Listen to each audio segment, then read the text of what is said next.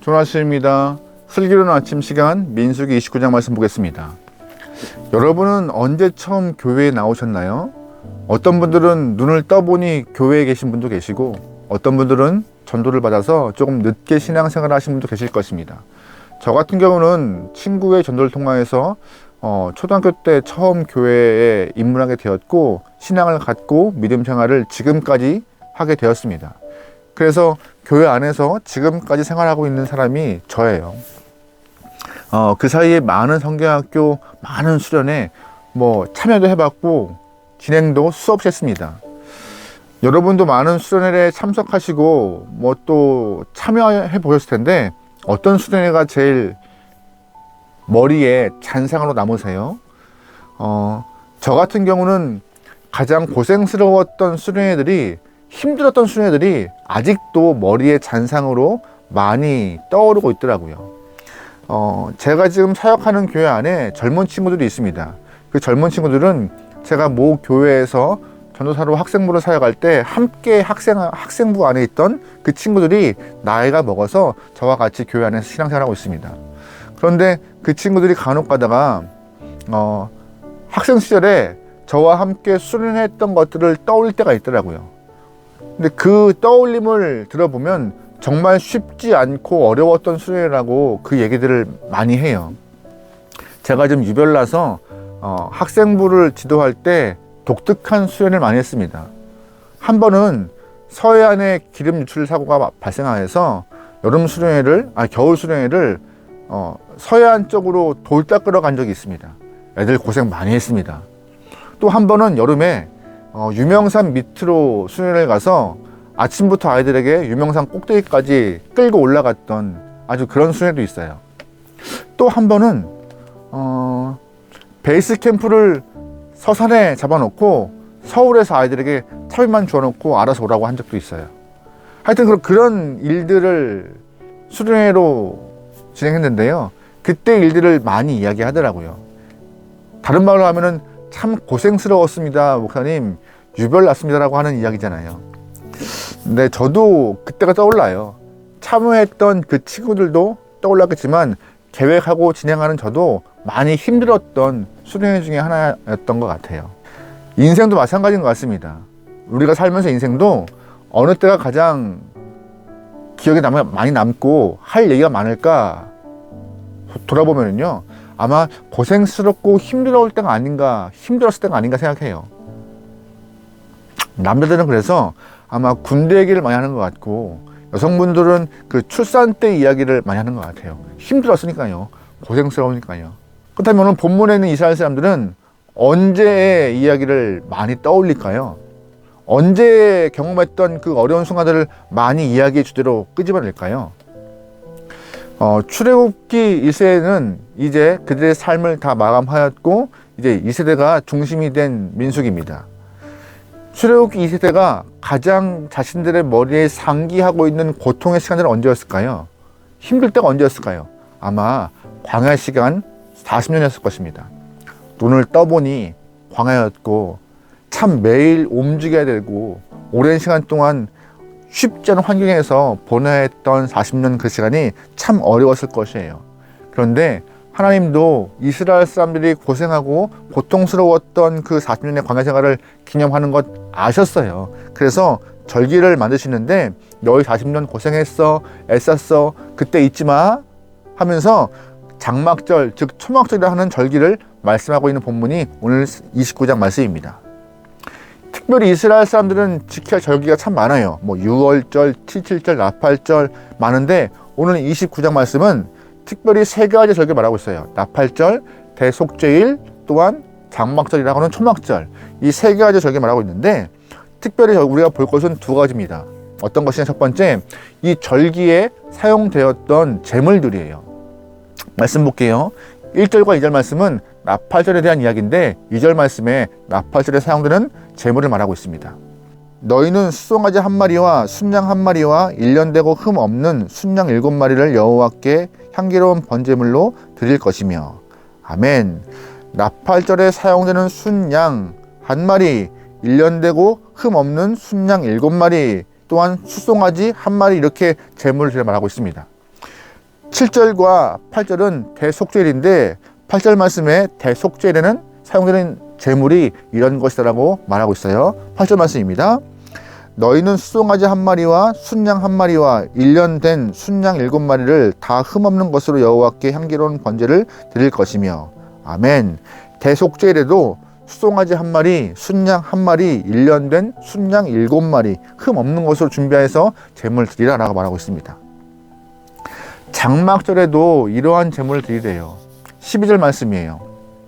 7째 달 15째 날에는 너희가 성회로 모일 것이며 아무 일도 하지 말 것이며 이래 동안 여호와 앞에 절기를 지킬 것이라.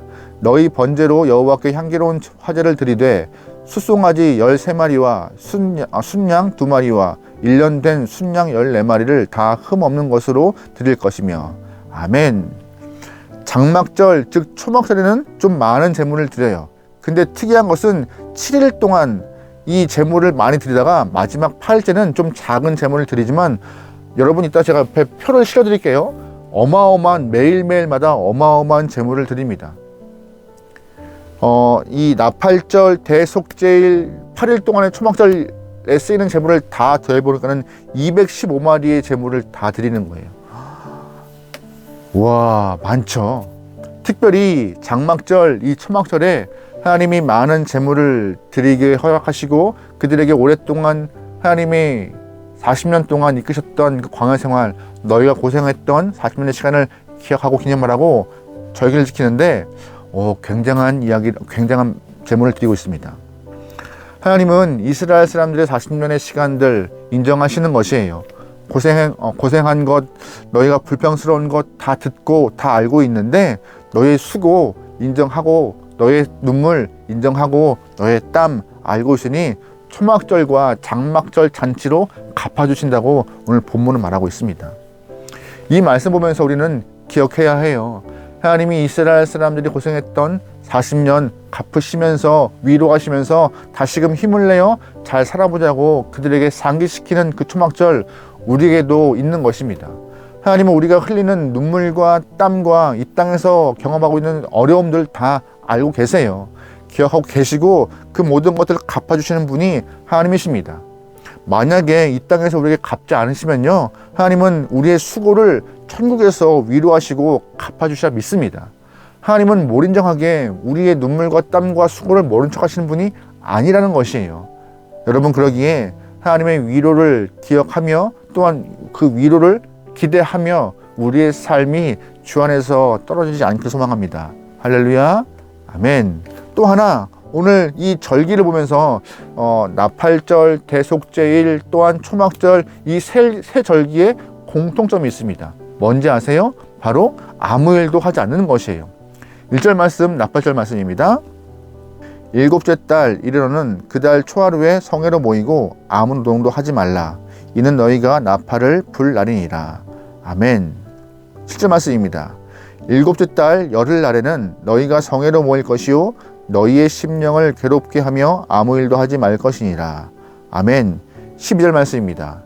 7째 달 15째 날에는 너희가 성회로 모일 것이며 아무 일도 하지 말 것이며 이래 동안 여호와 앞에 절기를 지킬 것이라. 아멘. 나팔절, 대속제일, 초막절에는요 아무 일도 하지 말고 성회로 모이라 하십니다. 하나님이 특별히 절기를 만들어 놓으신 이때에 아무 일도 하지 말래요. 아무 일도 하지 말라는 이유가 뭘까요? 분명한 뜻이 있는 것이에요. 그냥 놀고 먹고 쉬어라 이게 아니라 아무 일도 하지 않고 하나님은 나에게 집중하는 시간을 가지라고 하신 것입니다. 절기가 그런 거예요. 절기는 제물을 드려서 주 앞에 내 마음을 드리는 것이지만 반대로 주님의 인도하심을 상기하며 주님께 집중하는 시간이 되어야 한다고 말씀하시기 때문에 아무 일도 하지 말라 하시는 것이죠. 나팔절은 뭐예요?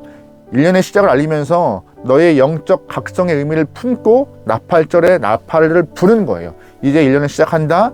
세상에 관심을 두지 말고 나에게 관심을 두고 삶을 시작하자라는 의미에서 나팔절 드리는 것입니다. 그래서 아무 일 하지 말고 주님께 집중하래요. 두 번째, 대속죄일은 뭐예요? 죄를 주 앞에 용서를 구하는 거예요. 삶에 있는 수많은 죄, 그런 것들을 세상의 어떤 것으로 비견되어서 갚아주지 말고 하나님께 나와서 용서를 구하고 회개하여서 용서함 받으라. 그래서 주님께 집중된 삶으로 거룩하게 살아나라 라고 대속죄를 지는 것입니다. 초막절, 잠언절은 뭐예요? 이 땅에서 너희가 의미를 두지 말고 하나님께 집중하여서 천국된 삶을 살아라라고, 너희가 7일 동안 성회를 갖고 마음을 추스려서 세상에 나가 주님 안에 살아갈 수 있는 힘을 얻으라고 아무 일 하지 말라 하시는 것입니다. 주님은 우리에게 그렇게 주님께 집중하고자 하는 마음에 절기를, 또한 이렇게 성회를 허락하신 것이에요. 이 모습은 우리의 삶에 주일과 같은 의미가 있다는 것이에요. 주일은요, 우리가 일주일 동안 어려운 힘든 일을 경험하고 쉬는 날이기도 합니다. 하지만 그 쉼이 마냥 퍼져 있으라는 것이 아니에요. 성령 안에서 주님과 하나가 될 수 있는 귀한 시간이라 예배로 모여서 회복되고 주님께 집중하여서 은혜를 받으라라고 말씀하시는 것입니다.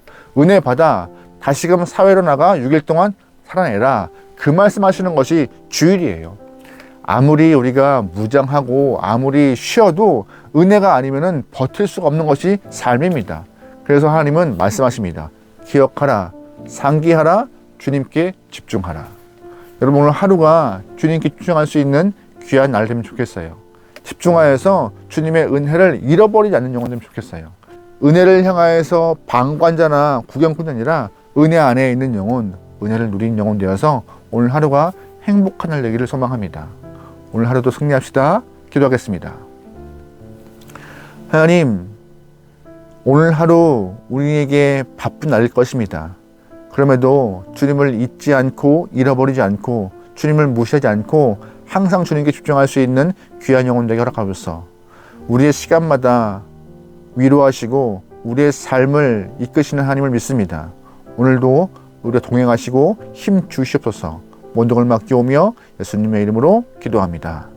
아멘.